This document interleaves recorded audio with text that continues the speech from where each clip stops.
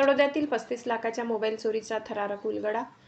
तळोदा शहराला हादरवून सोडणाऱ्या तब्बल 30 ते 35 लाख रुपयांच्या मोबाईल चोरीच्या गुन्ह्याचा पोलिसांनी मोठा उलगडा केलाय. भिंत फोडून गुरुकृपा मोबाईल दुकानातून लाखो रुपयांचे मोबाईल लंपास करणाऱ्या टोळीतील एका सराईत आरोपीला पोलिसांनी थेट झारखंडमधून अटक केली असून अद्याप 2 साथीदार फरार आहेत. काही दिवसापूर्वी तळोदा शहरातील गुरुकृपा मोबाईल दुकानाची मागील भिंत फोडून चोरट्यांनी दुकानात प्रवेश केला होता.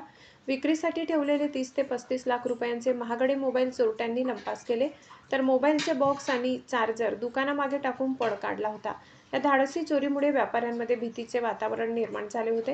या प्रकरणाचा तपास करताना तळोदा पोलीस व स्थानिक गुन्हे शाखा नंदुरबार यांच्या पथकाने सीसीटीव्ही फुटेज, चोरीस गेलेल्या मोबाईलपैकी काही मोबाईल सुरू झाल्यावर त्यांच्या IMEI क्रमांकाचे तांत्रिक विश्लेषण केले. सोबतच गोपनीय माहितीच्या आधारे तपासाची सूत्रे थेट झारखंडमधील साहिबगंज जिल्ह्यापर्यंत पोहोचली.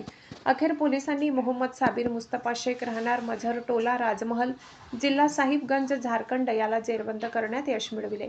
या गुन्ह्यातील त्याचे 2 साथीदार इस्माईल नसरू शेख आणि सईद हुसेन नूर इस्लाम शेख हे अद्याप फरार असून त्यांचा शोध सुरू आहे. अटक आरोपीला न्यायालयात हजर केले असता 7 दिवसाची पोलीस कोठडी सुनावण्यात आली आहे. पोलीस तपासात आणखी एक धक्कादायक बाब समोर आली आहे. अटक करण्यात आलेला आरोपी सराईत गुन्हेगार असून त्याच्यावर अंधेरी आणि ठाणे परिसरात मोबाईल तसेच महागड्या घड्याळांच्या चोरीचे गुन्हे दाखल करण्यात आल्याची माहिती पोलिसांनी दिली आहे. मात्र या प्रकरणातील चोरीस गेलेला मुद्देमाल अद्याप हस्तगत झालेला नाही, त्यामुळे पोलीस कोठडीत आरोपीकडून आणखी महत्त्वाची माहिती मिळण्याची शक्यता आहे. ही उल्लेखनीय कारवाई तळोदा पोलीस ठाण्याचे पोलीस उपनिरीक्षक महेश निकम, स्थानिक गुन्हे शाखेचे पोलीस उपनिरीक्षक विकास गुंजाळ, पोलीस हवालदार विशाल नागरे, मुकेश तावडे, दादाभाऊ वाघ, अभय राजपूत, पोलीस शिपाई मनोज महाजन, विनोद पाटील, मोहन ढमढेरे यांच्या पथकाने केली.